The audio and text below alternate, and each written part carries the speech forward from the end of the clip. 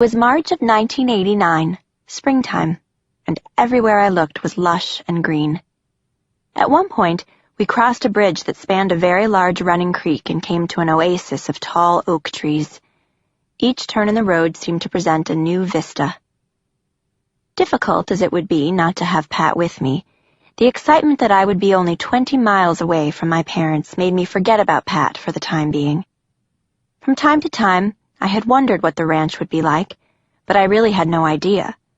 Whenever I tried to get clues from my brother during his trips home, he always teased me, and I wound up with no information in the end. While I didn't know for sure whether being closer meant I'd be able to see my parents more often, I certainly hoped it would. Despite the uncertainties, just the thought of being closer to them made me think that life at the ranch would be worthwhile. The fact that Rosemary was going to stay for a couple of days to help us settle in was also comforting, although she was no Pat. As we drove up to an old wooden gate, Rosemary victoriously declared that we had arrived, setting off a cheer from BJ and me. She pushed a button on the call box attached to the gate. "Hello, I have Jenna, Miss Cabbage, and Benjamin Rinder," she announced when asked her business. At that, the gate opened and we proceeded up the dirt road around a hill, passing a few outbuildings along the way. Soon, Rosemary parked in front of a low-slung, run-down-looking building, where older kids in uniform, light blue shirts and dark blue shorts, were milling around. When I stepped out, the first person I saw was Justin, with a big smile on his face. He gave me an embarrassed, awkward brother-to-little-sister hug, happy to see me, but still being cool in front of his friends. Taryn was waiting there, too. BJ had barely gotten out of the car when she swooped him up into a suffocating hug. BJ, always the quiet type, accepted the hug with no fuss. "Come here, little sis," Taryn said to me as she forced me into the same overwhelming embrace. A few older kids, my brother included, grabbed our stuff out of the trunk and led us toward the buildings called the motels. We followed them into an open courtyard with large birch trees in the center. Around the courtyard were 13 doorways, each with its own small walkway. BJ and I were assigned to room 12. Apparently the room had been chosen for us because its refurbishment was the closest to being completed. It was pretty big, about 20 feet square, with 2 small windows on the back wall. Although the floor was carpeted, it was completely empty. As I stood looking at the room, wondering how this could be a bedroom, someone behind me yelled, "Coming through!" 2 older boys carrying a twin bed frame, followed by 2 older girls carrying a mattress, made their way through the doorway. This was repeated until 3 twin beds were set up while we were standing there. Room 12 was connected to room 11 by a shared sink room and bathroom. Room 11 didn't even have carpet, just a concrete floor with a single mattress on it. Someone who had been asleep on the mattress suddenly sat up, and I saw that it was my brother's friend, Teddy, who I had always had a little girl crush on. Teddy explained that he was sick and running a fever, and that room 11 was the isolation room. Sick kids stayed there to keep away from healthy kids until they were better, so he told us we should stay out. The room didn't look very comfortable to me, especially if you were sick, but I figured that they must know what they are doing. After all, this was the Int Ranch. BJ and I went back to our room and made our beds. We let Sarah Kitty out of her crate, but she was not happy. She started snarling and hissing, her hair standing on end, scratching at anyone who came near her as she was hiding under the bed. After we finished making our beds, Justin and Mike gave us a tour of the property. The ranch was sprawling, covering about 500 acres of land at the back of the Soboba Indian Reservation in the San Jacinto Hills in Riverside County. They told us they had heard the property had once been a convent, but didn't know for sure. The main dwelling cluster included the motels and 6 or 7 other buildings, some small and 1 big one spread across 5 of the acres. There was a small swimming pool in a state of disrepair, with a few dead rodents floating in it. They said they couldn't use the pool until it got fixed, and they said the same about many of the other buildings as well. The rest of the property was a mixture of green trees, dusty desert, and mountains. The boys showed us the big house, a very old and soon-to-be gutted 2-story house that sat at the top of a hill. On the 2nd floor, it had a few holes in the walls and floors. Even in that condition, the upstairs was being used for dormitories for the young girls. Once the renovations of the motels were complete, everyone who lived in the big house was going to move there. The downstairs of the big house was the mess hall. For each meal, the food was driven in from the galley at the int base, about 20 miles away. The meals were always set up buffet style, although each kid was assigned to a certain table. Each week, a different child from each table took his or her turn as the steward, responsible for setting the silverware and plates and serving the food and drinks. As it turned out, the food was actually quite good. The meals were hearty and varied, and each day we got freshly baked bread. Most nights we even got dessert. Next, Justin and Mike showed us the schoolhouse, which was slated to be renovated soon, but currently was being used as storage, so there wasn't any actual school there. They also took us to see the cottage, the project that they were currently working on, which consisted of a small building, now completely gutted, that was going to be adult birthing for the ranch faculty when it was finished. The ranch may not have been fancy, and there were certainly a few holes in the walls, but none of this put me off. It needed work, but it seemed like an adventure that I would get to participate in. The landscape was unfamiliar, but the kids seemed so proud of the place. Looking back on it now, they were probably eager to show off to us younger kids, but their attitude was infectious, making me feel like I was somewhere special. It was also a relief not to be confined to a tiny apartment as well. Back in LA, we were never allowed outside unsupervised, but the huge expanse of land at the ranch made me feel like I could breathe easier and not have to hold someone's hand every time I went outside. For the first time I could remember, I felt like I had space to run around and imagine things. And if that weren't enough, being reunited with Justin and Taryn made me feel like I was getting to do all this with family. As we walked around the property, BJ and I learned that there were 5 dogs living at the ranch who would be keeping us company most of the time. They weren't guard dogs, but they were protective, friendly watchdogs, who would follow the kids around everywhere and keep an eye on us. Each had its own distinct personality. Brewster, a German shepherd, was the alpha dog. Tasha, the female German shepherd, was extremely loyal. Ruby was a very old, lazy, grumpy Labrador with a bark that sounded like a toad. There was also Jetta, a middle-aged female lab. Bo, the 5th dog, looked like a wolf, with his hair always coming out in clumps. Our first few days at the ranch were spent exploring with the dogs at our side. BJ and I hardly noticed the sweltering heat as we walked through the desert in search of different cacti. In the morning, cows would roam the fields around the ranch. For some reason, we were supposed to chase them away, which we would do with the dogs. The farther we walked, the more we could see just how big the ranch was. The property itself was immense, as though we would never be able to explore the whole thing. I had always worn incredibly frilly dresses that my grandma, Aunt Denise, my godparents, and Uncle Dave had sent me for my birthday and Christmas. Suddenly at the ranch, those dresses were out of place, as they seemed to soak up dirt the moment I stepped out the door. After I'd had a bit of time to take everything in, I was still unsure what to make of all this. I loved it there.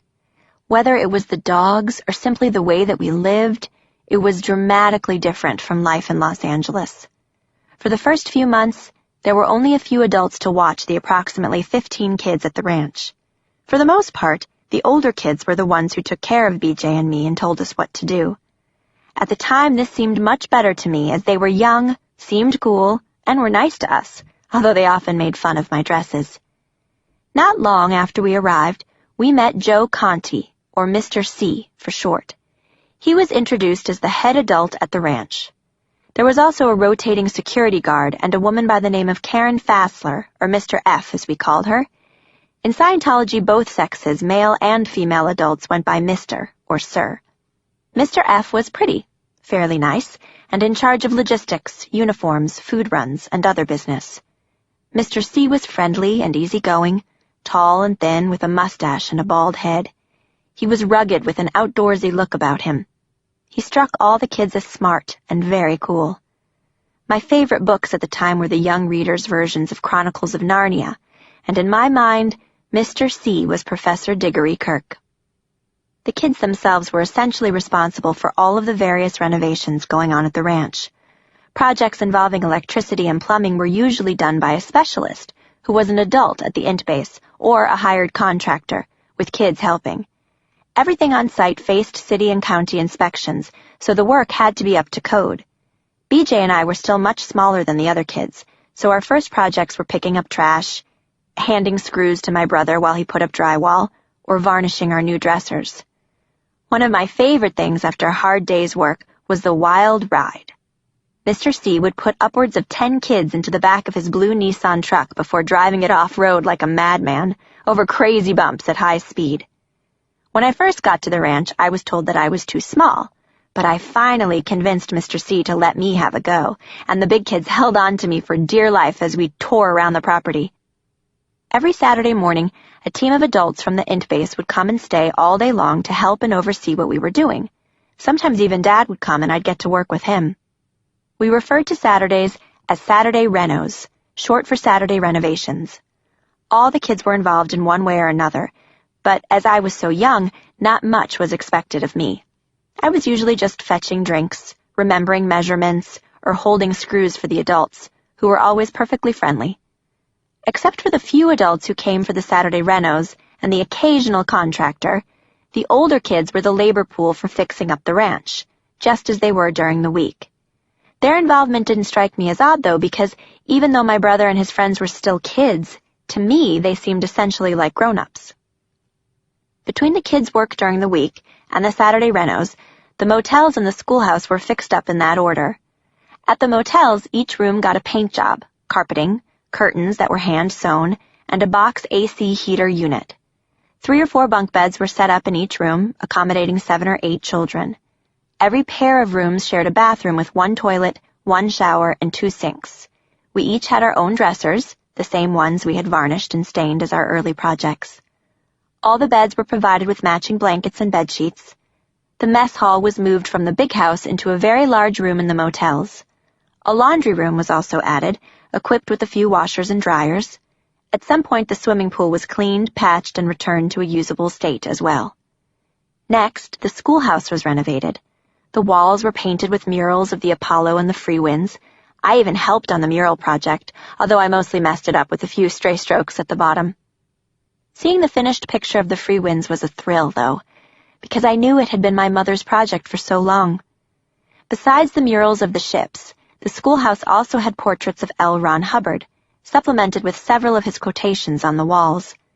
The floors were tiled with linoleum, and the classrooms were furnished with long fold-out tables and plastic chairs rather than individual desks. Soon after the schoolhouse renovations were completed, a woman named Maria arrived to the ranch.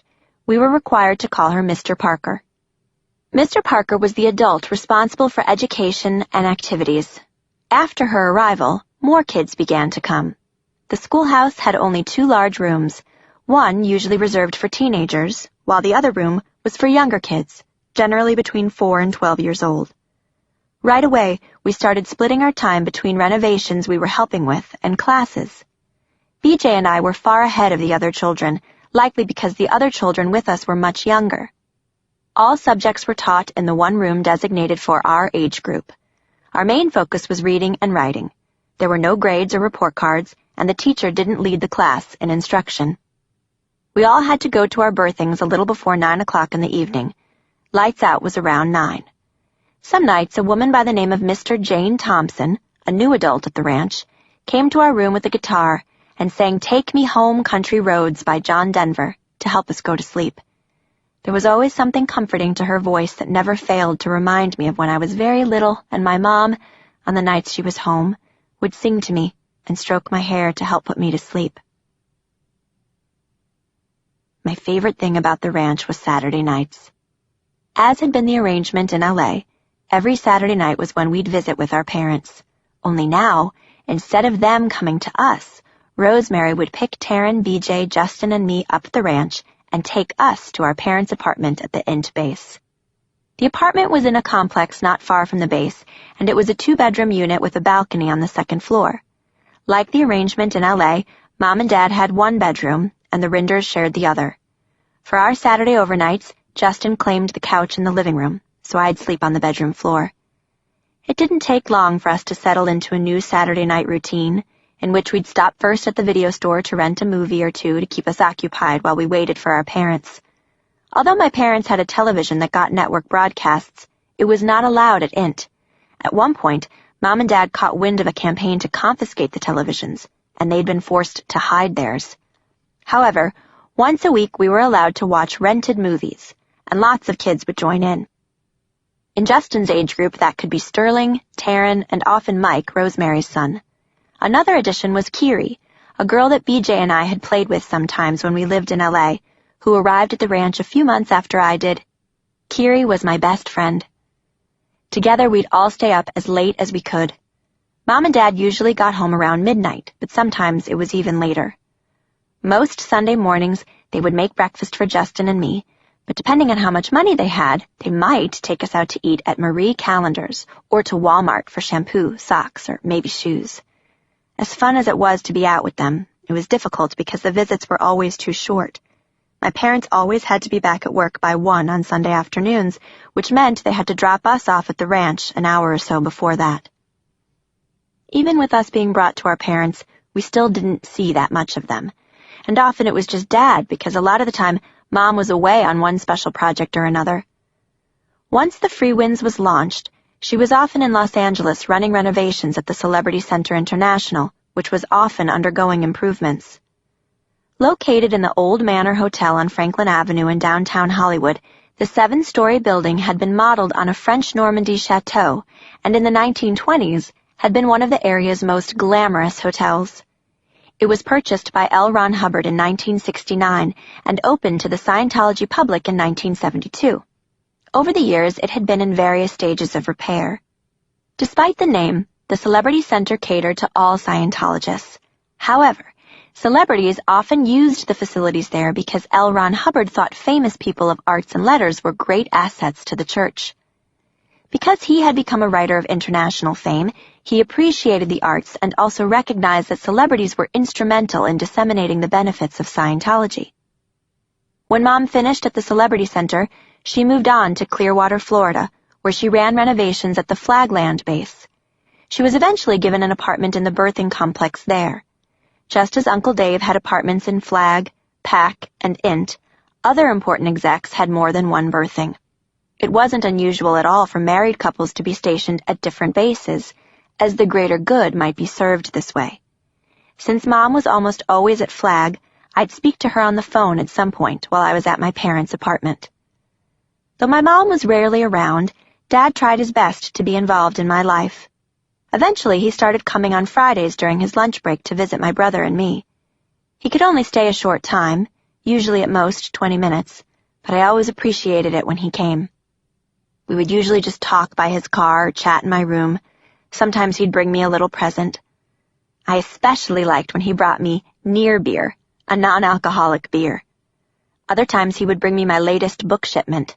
He had signed me up for a Book of the Month club, where I would get a few books a month, which I loved. I always loved reading.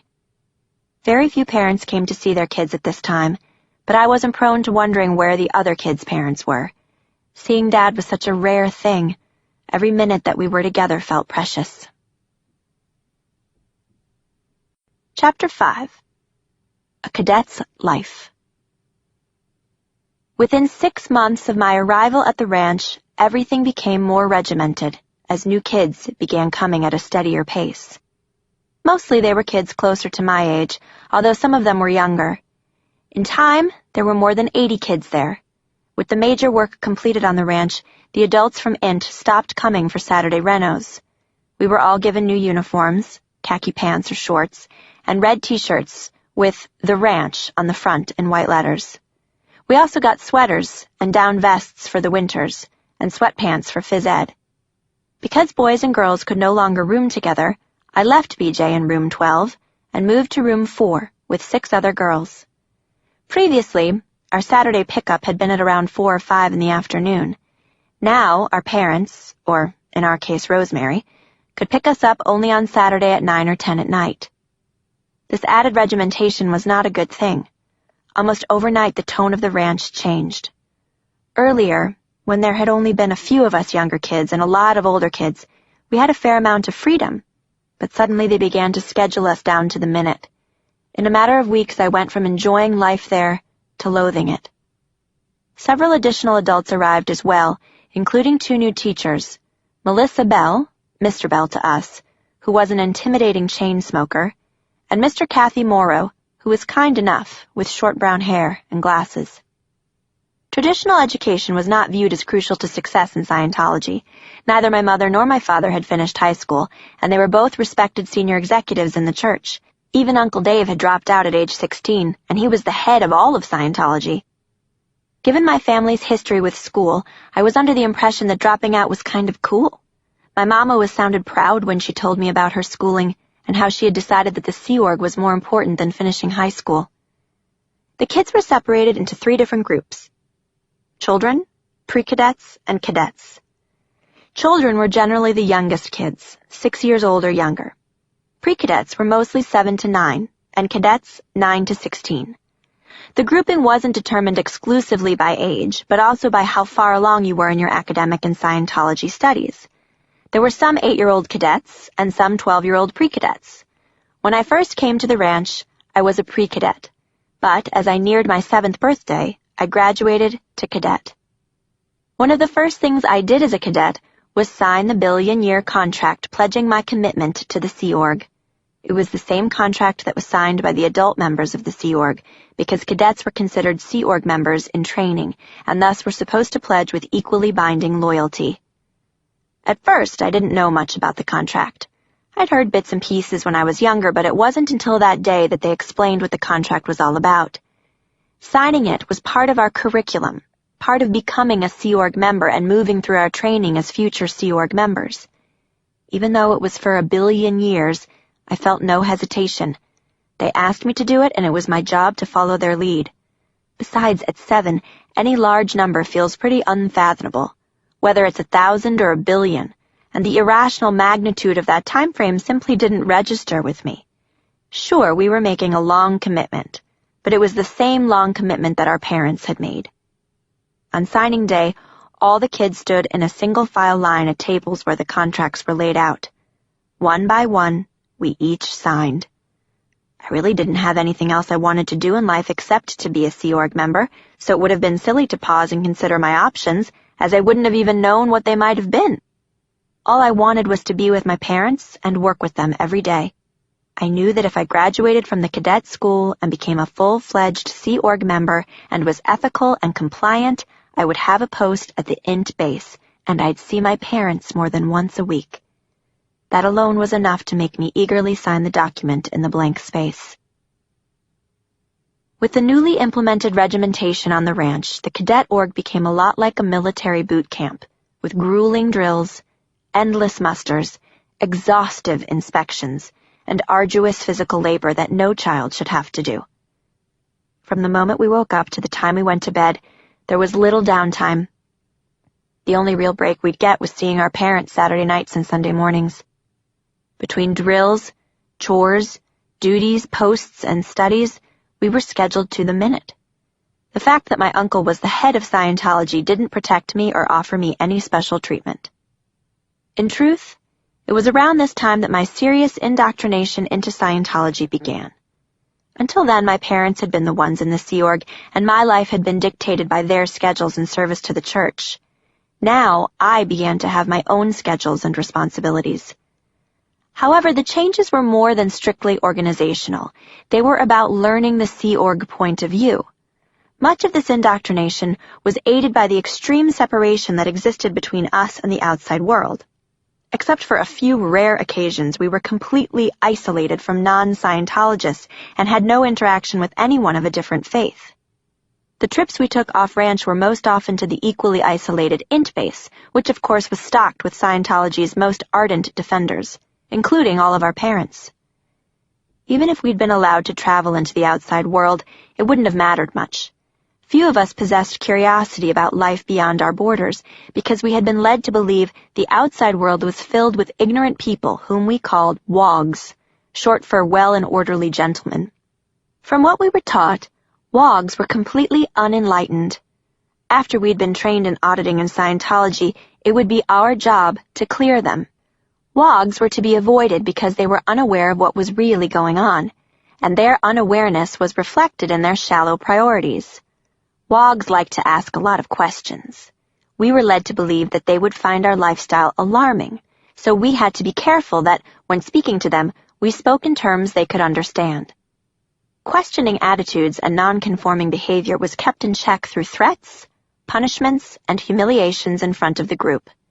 Anytime you were late, flunked an inspection, or behaved in a way that was not considered ethical, you would get a chit, sometimes several chits a day, depending on how many people had decided to write one.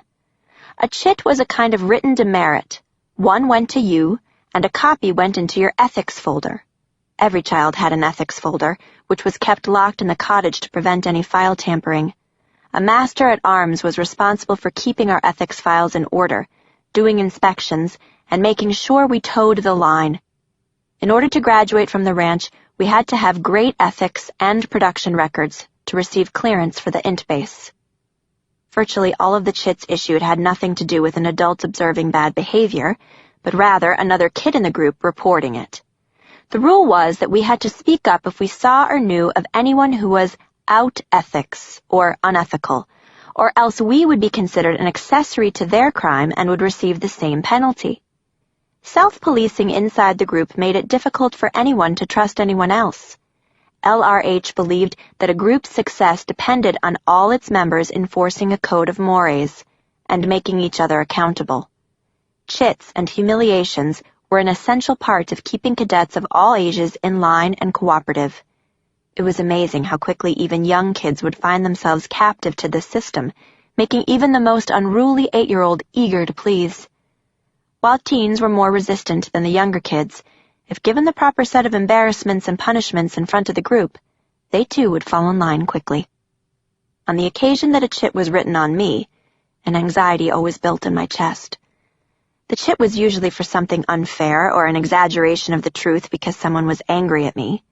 But no matter how misguided the reason behind the chit might have been, getting one was always enough to make me think twice about doing or saying something that was in any way contrary. The sense of order these punishments created was incredibly important to life on the ranch, because whether you were 7 or 17, nearly everything you did was about the group. Each morning we woke at 6:30 to the sound of an alarm clock. As soon as one of us was up, we would go to the courtyard and yell, "Wake up time!" We had until 7 to get ready and complete our various cleaning stations in our dorms, such as laundry, sweeping, and trash collection. My assignment was cleaning the bathroom. We also had to prepare our uniforms for daily inspection, which meant shining our shoes, tucking in our shirts, and trying to hide holes in them by wearing a sweater. 7 o'clock was muster time, when all our various units would line up. The cadet group had a structure slightly different from the children and the pre-cadets. One of us was named the commanding officer, or CO, cadet. The rest of us were divided up into 7 different divisions, each led by a division head. Each division had 3 departments. Different divisions had different duties they were to carry out. I was assigned to Division 5.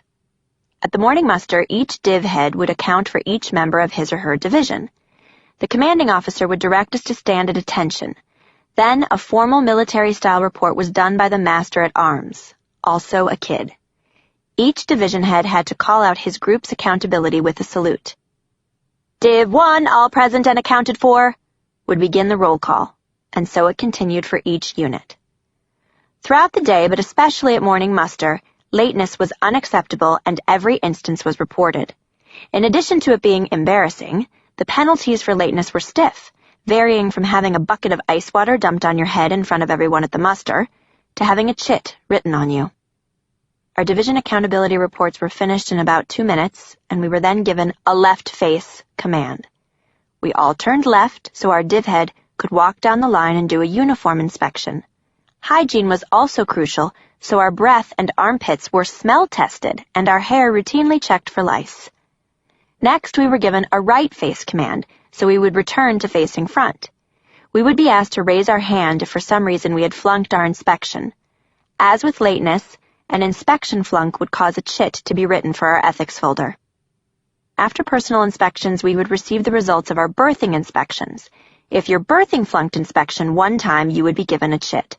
The penalties, which increased with each consecutive flunk, ranged from being required to white-glove the room, cleaning the room so well that a person inspecting the room could run their white-gloved hands across all surfaces without getting them dirty, before going to sleep, to being ordered to pig's berthing, which meant spending the night on an old mattress in the shell of the big house, which was filled with bats. I was never assigned to pig's berthing, but my friend told me about it in horrifying detail, like how many bats flew near her head and the shrieking sounds they made that kept her up all night. My room, which was now room 9, would actually wake up 15 minutes early each day to allow for extra cleaning time to make sure that we never wound up in pig's berthing. When all inspections were finished, we went to Chinese school. Chinese school was parroting. We had to repeat everything we heard exactly as we heard it. L. Ron Hubbard had originally called it Chinese school because he had observed a Chinese classroom and was very impressed with how the students engaged with the instructor. During LRH's version of Chinese school, quotations from him were written in large letters on butcher paper so that we could all read them when they were held up at the front of the muster. Someone would yell out a part of the quote, then say, "What is it?" We would then be required to repeat it in unison, loudly and clearly, and eventually by memory without glancing at the butcher paper. One in particular was the lesson on backflashing, which was the Scientology word for talking back. Backflashes, by definition, are an unnecessary response to an order. We would chant this drill policy together until everyone said it flawlessly. The monotony was overwhelming, but it had the impact they wanted. Often, it was hard enough to think about what these slogans meant in order to recite things correctly, let alone question what you were saying. The LRH quotes were also changed frequently, which enabled us to memorize many of them. The whole process was designed to teach us policy by heart. Looking back, however, it was more about teaching us not to question, not to think for ourselves, and to accept without skepticism. We were young enough to sponge up everything we learned, and naive enough not to understand the trouble with trusting everything you're taught. Sometimes there were older kids who were willing to take the risk and challenge authority by doing their own thing. Like many cadets, I struggled to understand why they couldn't just follow the rules. They were asking for trouble, and they were always hauled off and dealt with. Every time it happened, I'd watch them be reprimanded. At the completion of Chinese school, the morning muster was over, and the next part of the morning, fulfilling our posts, began, lasting until breakfast. No matter what age you were, you had an assigned post, which sometimes changed and was commensurate with your responsibility level. When I first became a cadet, as a 6-year-old, I was given the post of groundsman, responsible for the upkeep and maintenance of an assigned area of the grounds. This post entailed physical labor, but not every post was physical. Some involved helping the group in other ways. After several months, I was given the Medical Liaison Officer post, MLO for short, even though I was only 7. This post required me to visit each child at the ranch and make what was called the sick list. This meant I had to walk up to everyone and ask him or her, "Do you have any sickness?" Sickness could mean anything from a common cold to poison oak, from dry skin to athlete's foot. I would write down all the information, then I would try to treat them. An adult at the ranch had given me basic information, such as athlete's foot cream was for athlete's foot, and lanolin was for dry skin. In addition to daily care, doling out vitamins was a large part of my responsibility. It was my job to make individual vitamin packets for all the kids. Because I knew how to read very well at that point, I learned the definitions of various vitamins and their purposes. It might sound complicated, but in fact it was a lot easier than some of the other materials we were required to read for Scientology. I knew what all the vitamins were, and that certain ones, like vitamin A, could be overdosed. I also knew there was some sort of vitamin balance, but I was never sure how to achieve it, so I just did the moderate thing and gave people one of each. The packets I prepared were usually a combination of vitamins A and D, B, C, and E, and garlic. On the trace minerals, I just followed the instructions on the bottle. People with colds would get zinc, alfalfa, golden seal, extra garlic, and echinacea. Before breakfast, I would dump extra vitamin C powder into the orange juice and squirt liquid trace minerals into everyone's cup. I was also required to make a special concoction called CalMag for everyone to drink before bed. The CalMag's formula, first concocted by LRH, consisted of calcium, magnesium, apple cider vinegar, and boiling water, which would then be cooled down. It was intended to be a clear drink. However, I didn't know the difference between a tablespoon and a teaspoon, and I would incorrectly add a tablespoon of magnesium instead of a teaspoon, making this already horrible-tasting drink murky and smelling almost exactly like dirty feet. During meal times, it was my responsibility to take the meal to anybody who was in isolation. If someone had a cut, I would clean it with hydrogen peroxide and patch it with a Band-Aid. If it was a hot day, I made sure salt, potassium, and cell salts were available for the kids. If anyone complained of a headache, other ache, or fever, I would usually give him an assist. Assists were the special procedures created by LRH that I had been introduced to at the nursery in LA. They were supposed to help people have better communication with their bodies. In addition to the touch assist that we had done at the nursery, there was also the nerve assist, which was like a very light massage. There were lots of similar assists written by LRH and designed to help people with all sorts of ailments, from colds, fevers, and toothaches, to even psychological things such as bad dreams. In my post as medical liaison, I would do as many as I could. The assists were based on Scientological principles that the thetan controlled the mind and the body. There were some procedures, like asking a kid to explain his bad dream over and over again, that were supposed to help him get rid of its hold on him.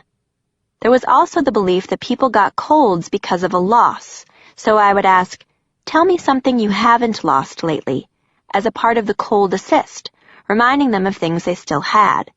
There was a giant handbook that had everything from a toothache assist to a temperature assist.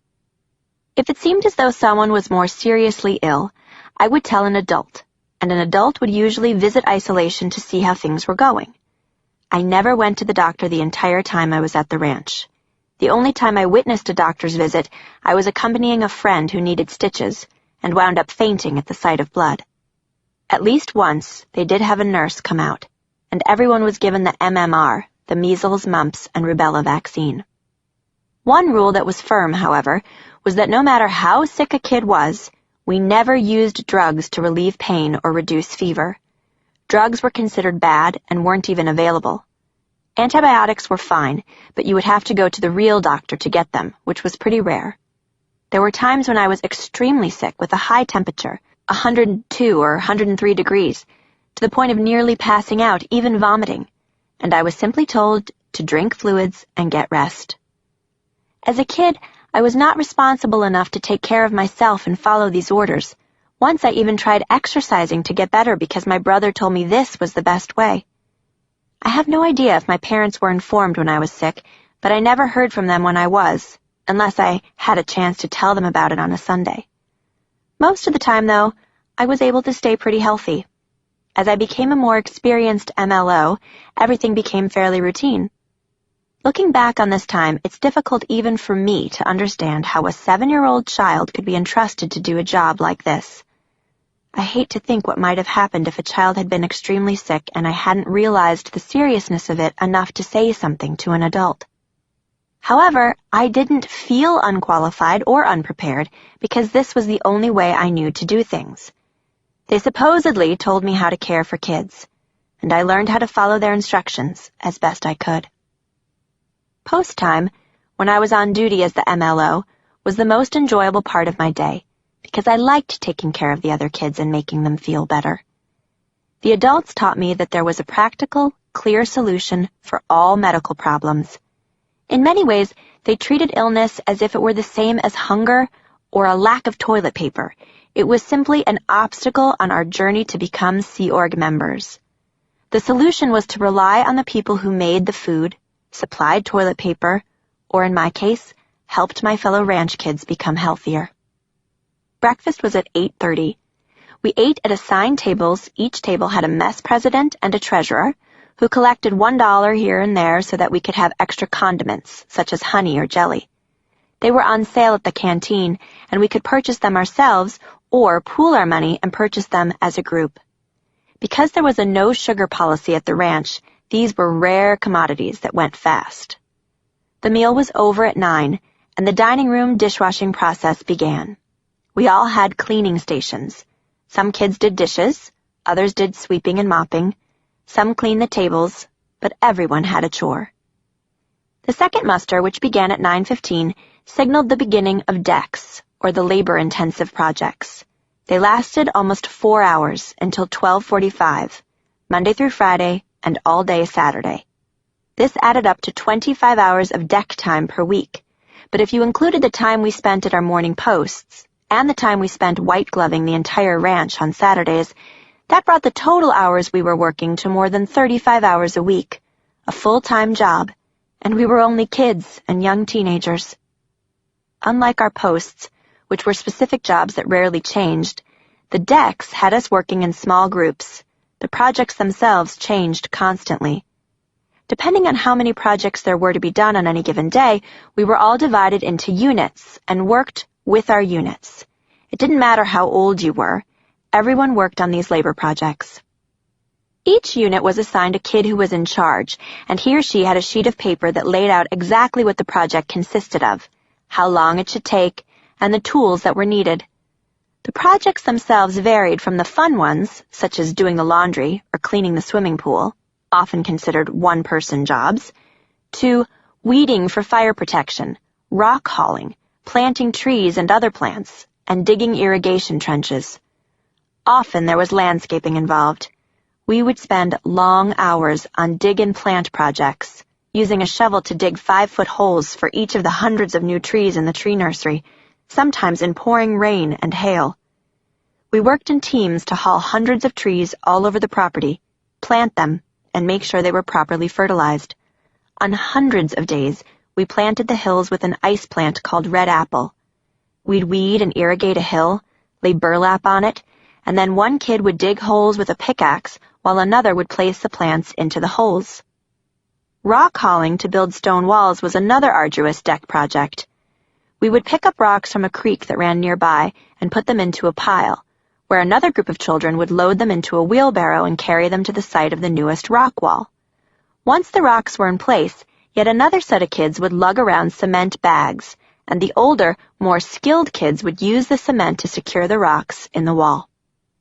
Because the buildings on the ranch were older constructions, part of the renovation job of the big house involved loading piles of roofing by hand or shoveling them into wheelbarrows and taking them from the big house demolition construction site to a huge hole about 1/4 mile away, where it was to be buried. The insulation itself was brittle, about 1/8 of an inch thick, and would crack like cement if you hit it on a rock. It was a reddish, pinkish, brownish color. On at least one occasion, we were told that some inspectors were coming to the ranch, and there was a big rush to hide the giant pile of roofing, which seemed a little odd, but we did it nonetheless. When we weren't planting, constructing rock walls, or moving debris, we frequently pulled weeds to keep the ranch safer in case of brush fires. The parched desert land around the ranch was peppered with scrub that could easily catch fire during the dry summer months, and so, for fire protection, we were required to pull out weeds by their roots along several miles of the road. No matter how hot it was, temperatures were often well over 100 degrees. The older girls couldn't wear tank tops or sports bras because they were too suggestive, which was confusing because the boys were allowed to take their shirts off. We were always told to wear gloves, but none were ever provided, at least to me, so I, like many kids, had a thick layer of brown, chapped skin between my forefinger and my thumb from holding the rake. To cope with the heat, there was usually cold water, as well as the salt and potassium tablets, which were supposed to keep us hydrated. Kids would take 4 or 5 of each because none of us really knew how they were supposed to be taken. At least I didn't know. So we just took them because we heard they helped prevent overheating. We were also allowed 5-minute breaks, although they were few and far between. We were told that the labor was simply an exchange for being able to live on the ranch. It was our chance to earn our way, rather than getting things for free. This was important because, as Scientology taught us, our supervisors were actually helping to prevent us from becoming criminals, since only criminals got things for free. Furthermore, this hard labor was training us how to have pride in production, to face tough situations head-on, and to confront MEST, an acronym that Scientology used for matter, energy, space, and time. MEST was the term that referred to physical objects as opposed to anything in the spiritual realm that had to do with non-physical things, such as thetans, thoughts, and intentions. Because we were doing physical labor, we were dealing with mest, which would someday make us better Scientologists. Frequently during decks, the adults would wander from project to project to see how they were coming along. Sometimes they would help out a little, but the projects really were primarily carried out and overseen by the children. In fact, the adults would push us to work harder, faster, and more thoroughly. We were controlling and handling the mess in our way. Confronting it through physical labor was seen as therapeutic and helped to clear our heads, even though the projects and assignments were often incredibly labor-intensive. Very rarely during my time at the ranch did anyone ever step forward to say they thought the work was too much or too extreme, probably because the adults did not see it that way. After all, they were the ones who wrote the project orders and determined whether or not we had satisfactorily completed our deck's project. If not, we were sometimes required to finish it through our lunchtime. No project was considered finished until an adult or another specially appointed kid inspected it and signed off. In the end, we either complied with our deck's assignments or we were sent to an adult. If we were repeat offenders, we could end up in the HMU, the heavy messed work unit, where we did heavy manual labor. This unit was for people who repeatedly broke rules or backflashed. The harder work, such as deep trench digging, was reserved for this group. They were also required to eat and study separately, and we weren't supposed to talk to them. Despite the fact that our Scientology supervisors didn't seem to think it was strange that kids were doing this kind of work, every now and then we'd come into contact with outside contractors who did. Usually, they were hired to do the more technical projects on the ranch, like laying the cement for a sidewalk.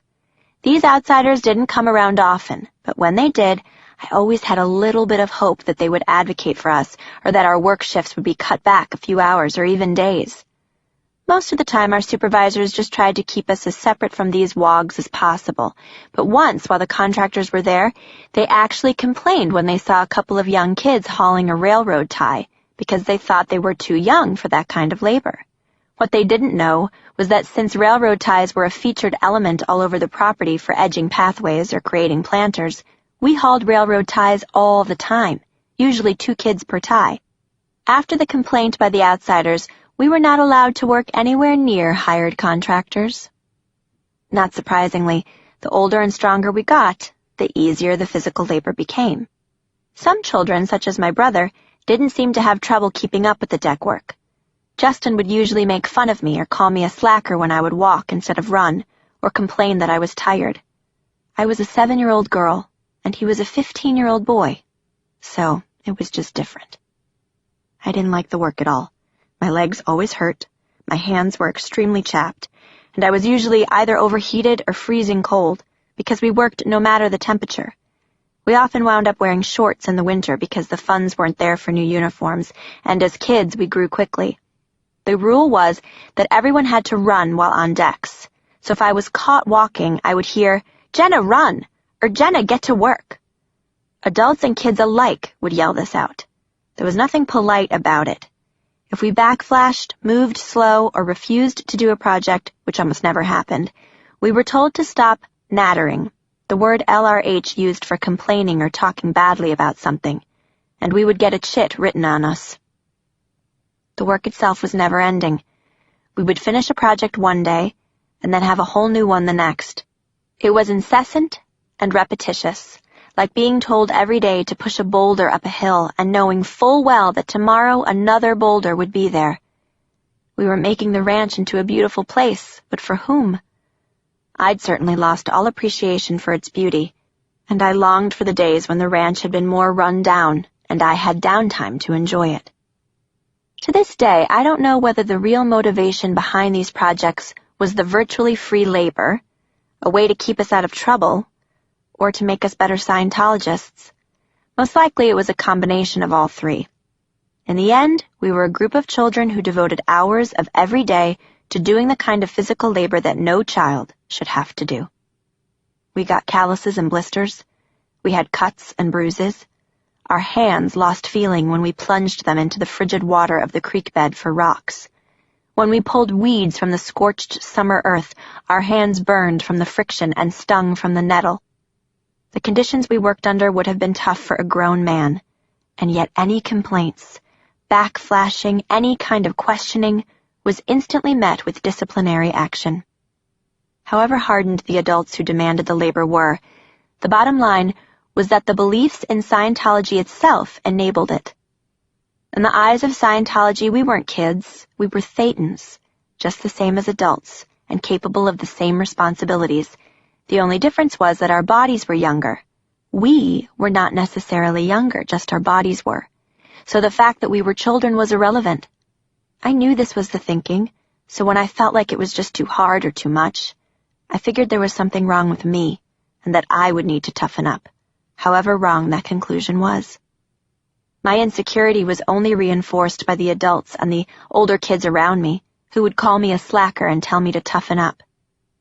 When I look back and consider why I didn't rebel, the reality was that doing so would have just made life harder. If I didn't follow the rules, I would have been separated from the group, not allowed to talk to my friends, forced to make up for my behavior, not allowed to have libs or attend special ceremonies and events. The only place to go from not following rules was back to following rules. Insubordination would only make it harder for me to graduate and leave the ranch. Chapter 6. Being a Cadet, Part 2. If our mornings as cadets were about work and labor, then our afternoons were about schooling. When decks ended, we had lunch and cleanup, followed by schooling, which began around 1:45. Our academic education encompassed the usual subjects, math, geography, reading, spelling, and history, but we were expected to learn the subjects on our own, using textbooks and check sheets that were assigned to us, not from a formal lesson given by a teacher. In fact, we didn't even use the word teacher because it had been replaced by course supervisor.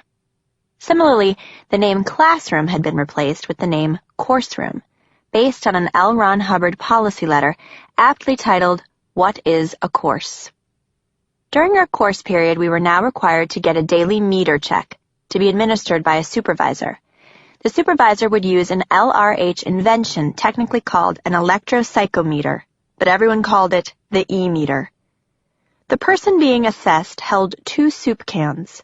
Then, a tiny electrical current was passed through the cans into his body as he was asked questions.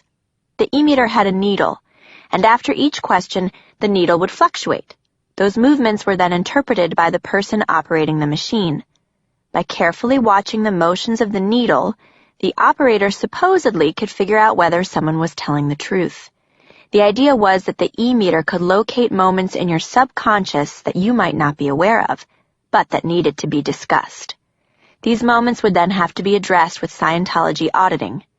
In other words, the E-meter was viewed as a tool that helped the auditing process. The daily meter checks were used to see if we had come across any words in our studies that we didn't fully understand. In Scientology, there was the belief that if you encountered a word in the text that you didn't understand, and you continued to study past that word, it would cause you to fail in your studies and in life. LRH said that trying to study past a misunderstood word was the prime factor in stupidity and was at the root of all wrongdoing and misbehavior that might lead to criminality. As LRH wrote, reading on past a word that one does not understand gives one a distinctly blank feeling, a washed-out feeling, a not-there feeling, and a sort of nervous hysteria can follow that. This, he said, could produce a blow, which could make you give up on your studies or leave the classroom. Clearing a word consisted of finding the correct definition in the dictionary, then using it in sentences until you were comfortable with it. The process would be repeated with each of the remaining alternate definitions of the word, including any synonyms and idioms. God forbid that during the process of learning these various definitions and origins of the word, you came across another word inside the definition you didn't understand. This would cause word chains, which meant there were even more words to clear, and you could be piled high in dictionaries for several hours just so you didn't fail your meter check. You also had to know etymologies. If you flunked your meter check, you were required to start at the beginning of your course and write down and clear every word you didn't know the meaning of. Then, you were required to restart your course from the first misunderstood word you found. I really disliked meter checks. They made me extremely nervous. They were done in front of the entire course room, and everyone heard if you flunked. The course supervisor would ask, "In your recent studies, have you encountered any word or symbol that you didn't fully understand?" Then, she would expectantly look down at the e-meter to see whether you had passed or flunked. If you flunked, she'd let the whole class hear it. Aside from the meter checks, the course supervisor offered little to no guidance.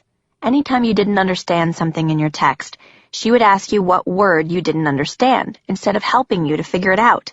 The thinking was that if people couldn't understand what they were reading and were asking for explanations, this meant that they'd read a misunderstood word. A supervisor explaining it was doing them a huge disservice because passing by misunderstood words led to failure.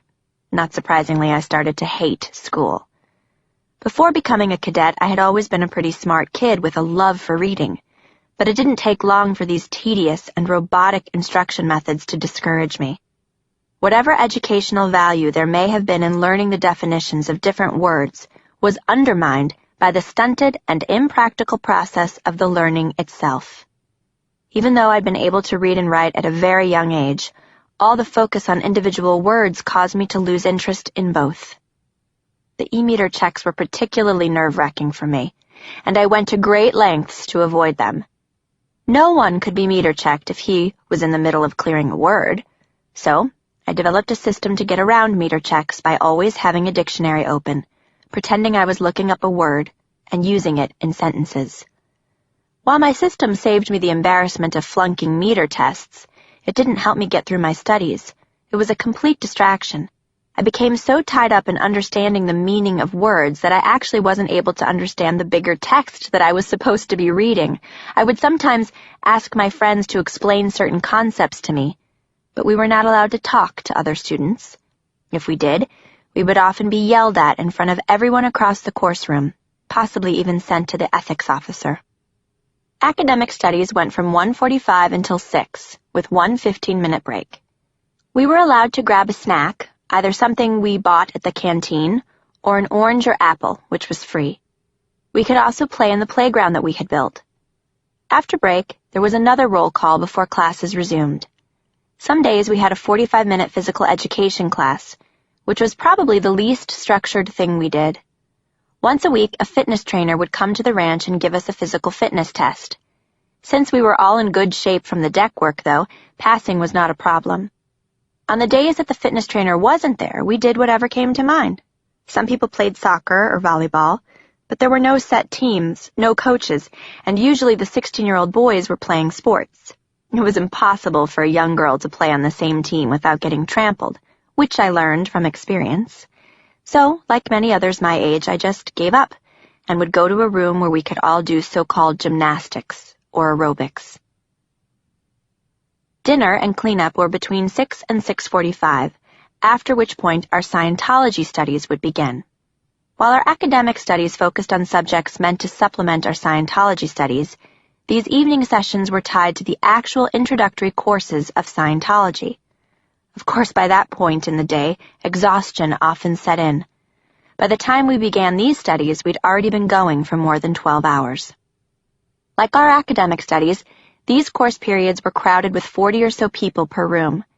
Students were on different levels, so some kids would be working on drills, while others were listening to audio tapes of LRH lectures, making models in clay, or reading LRH books and policies. We worked at our own pace, using a check sheet to show what we'd accomplished. The courses that we took covered many different aspects of Scientology, from learning about the Thetan, mind-body relationship, to understanding the importance of misunderstood words. We also took what was called the Children's Communications course. It had been adapted from an adult course designed to teach older Scientologists how to audit, although a lot of it had been lost in the adaptation. The communications courses had various training routines, or TRs, which were supposed to perfect communication. They were done in succession, from TR0 through TR4. The goal of the TRs was to help us isolate and practice various communication skills. Some were long practical drills to help us confront adversity and distraction. For all the TRs, we were paired with a person assigned to be our drill mate, called our twin. In TR0, we were instructed to sit in chairs facing each other pretty much knee to knee. One of us was the coach and the other was the student. We had to look at each other until we were comfortable, not moving, not blinking excessively, not smiling, not looking away, just staring. The stated aim was to learn how to face another person without anxiety, but in actuality it felt more like a mindless staring contest.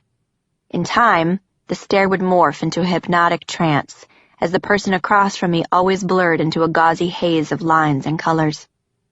Next was TR0 bullbait, by far the hardest one to pass.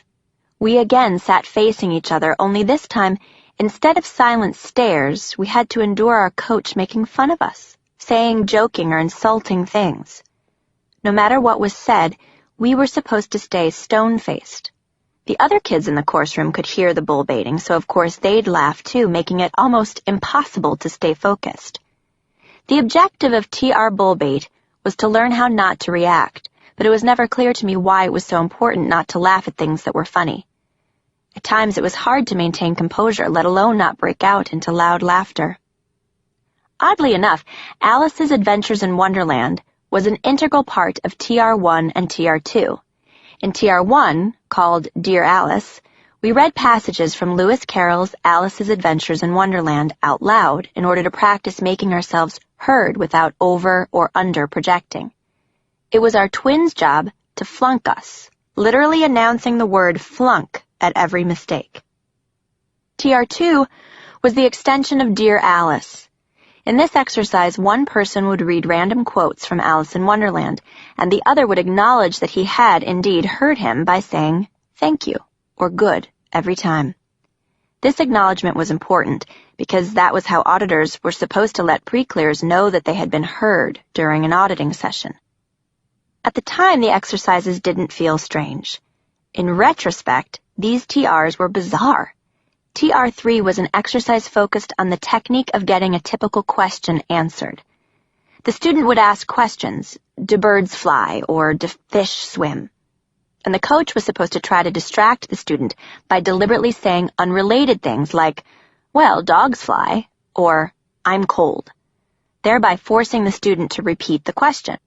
The whole exercise was a cycle looping over and over again until the coach decided to give the correct response. TR4, handling originations, had us practice keeping our twin on topic. For example, we would still ask, do birds fly? But our twin was not supposed to answer the question, instead saying something off-topic, such as, I need a tissue. We would then say, okay, here you go, and hand over a tissue. We'd immediately return to our original question, I will repeat the question, do birds fly? And so forth. All the TRs were grounded in repetition and were supposedly meant to teach us about how to control communication. I truly believed the goal was to improve our communication skills, but the monotonous, repetitive nature of them in many ways had the opposite effect. I began to feel the need to look right at someone when I talked to them, or to make sure I acknowledged everything he said. In reality, the TRs made me feel like it was wrong to react